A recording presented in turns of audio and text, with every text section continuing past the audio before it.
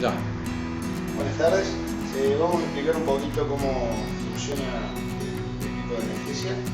Básicamente, lo primero que vamos a abordar es la fuente. ¿Sí? En este caso, la fuente es el tubo de oxígeno que alimenta a través de esta T, por un lado, el respirador. ¿Sí? El respirador tiene un manómetro en el cual nosotros podemos regular la presión de entrada. ¿Sí? Esta debe ser de más o menos 2 kilos.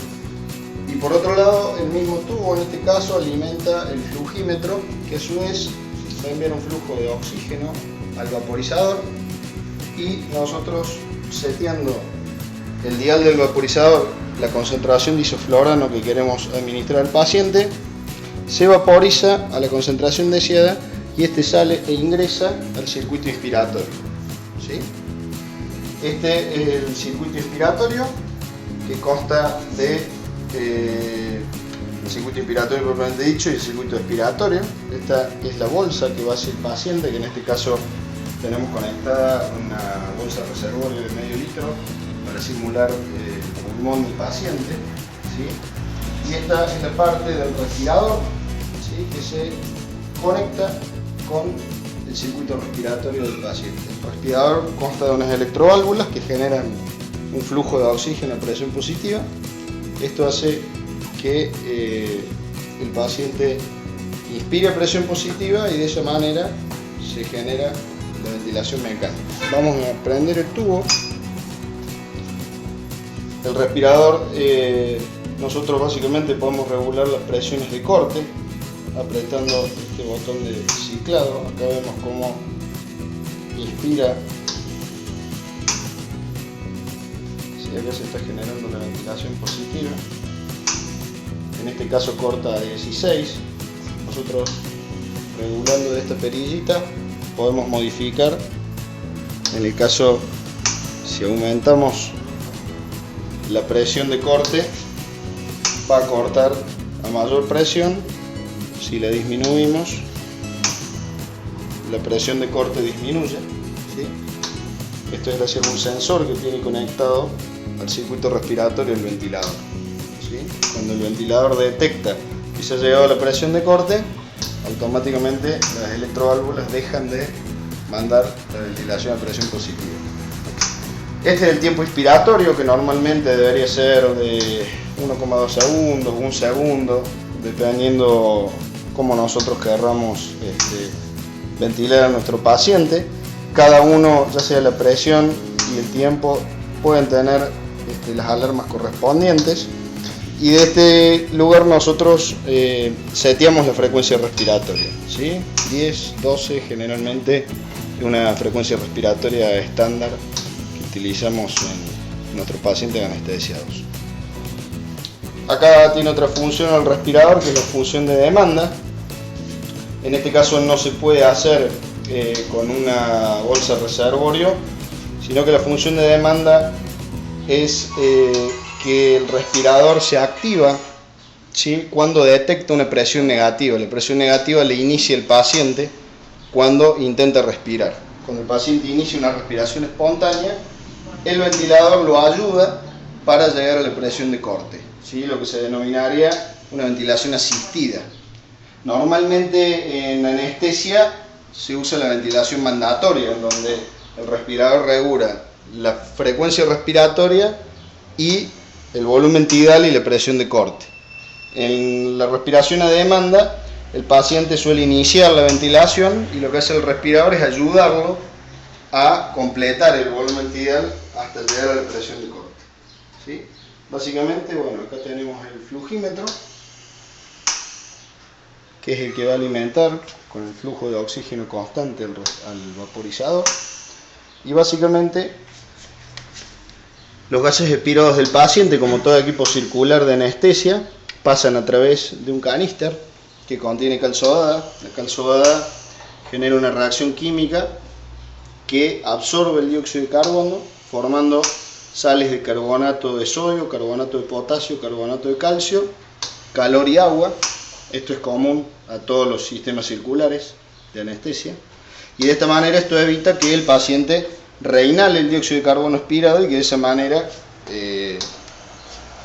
entre en hipercambio. Entonces, esto básicamente, la calzodada, es lo que permite utilizar un circuito circular.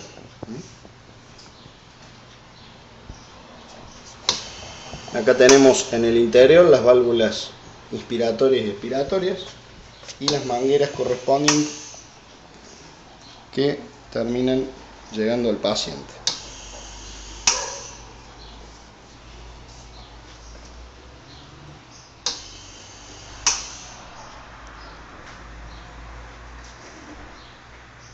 Buenas tardes, vamos a explicar un poquito cómo funciona el equipo de anestesia. Básicamente, lo primero que vamos a abordar es la fuente, ¿sí? En este caso, la fuente es el tubo de oxígeno que alimenta a través de esta T, por un lado, el respirador, ¿sí? El respirador tiene un manómetro en el cual nosotros podemos regular la presión de entrada, ¿sí? Esta debe ser de más o menos 2 kilos.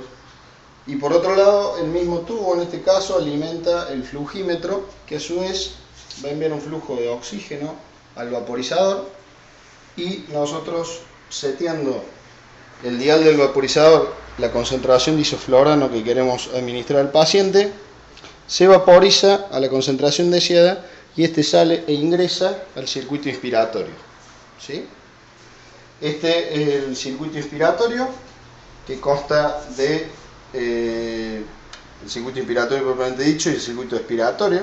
Esta es la bolsa que va hacia el paciente, que en este caso tenemos conectada una bolsa reservorio de medio litro para simular el pulmón del paciente, ¿sí? Y esta es la parte del respirador, ¿sí? Que se conecta con el circuito respiratorio del paciente. El respirador consta de unas electroválvulas que generan un flujo de oxígeno a presión positiva. Esto hace que el paciente inspire a presión positiva y de esa manera se genera la ventilación mecánica. Vamos a prender el tubo. El respirador, nosotros básicamente podemos regular las presiones de corte apretando este botón de ciclado. Acá vemos cómo inspira. Sí, acá se está generando la ventilación positiva. En este caso corta a 16. Nosotros, regulando de esta perillita, podemos modificar. En el caso, si aumentamos la presión de corte, va a cortar a mayor presión. Si la disminuimos, la presión de corte disminuye, ¿sí? Esto es gracias a un sensor que tiene conectado al circuito respiratorio del ventilador, ¿sí? Cuando el ventilador detecta que se ha llegado a la presión de corte, automáticamente las electroválvulas dejan de mandar la ventilación a presión positiva.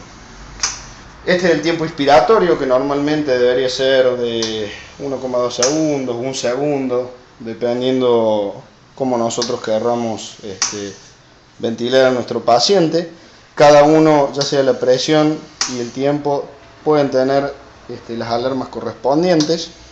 Y de este lugar nosotros seteamos la frecuencia respiratoria, ¿sí? 10, 12 generalmente es una frecuencia respiratoria estándar que utilizamos en nuestros pacientes anestesiados.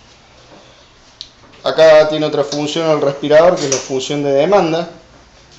En este caso no se puede hacer con una bolsa reservorio, sino que la función de demanda es que el respirador se activa, ¿sí? Cuando detecta una presión negativa. La presión negativa le inicia el paciente cuando intenta respirar. Cuando el paciente inicia una respiración espontánea, el ventilador lo ayuda para llegar a la presión de corte, ¿sí? Lo que se denominaría una ventilación asistida.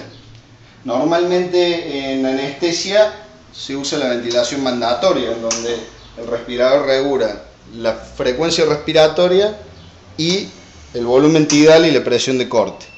En la respiración a demanda, el paciente suele iniciar la ventilación y lo que hace el respirador es ayudarlo a completar el volumen tidal hasta llegar a la presión de corte, ¿sí? Básicamente, bueno, acá tenemos el flujímetro,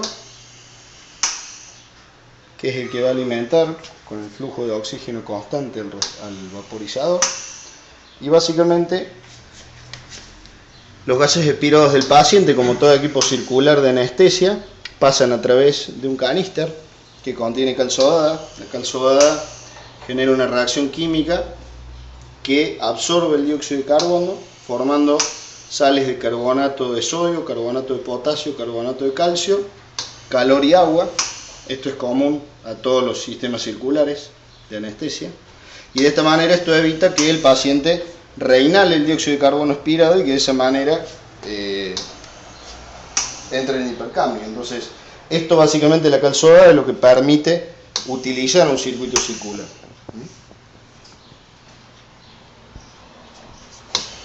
Acá tenemos en el interior las válvulas inspiratorias y expiratorias y las mangueras correspondientes que terminan llegando al paciente.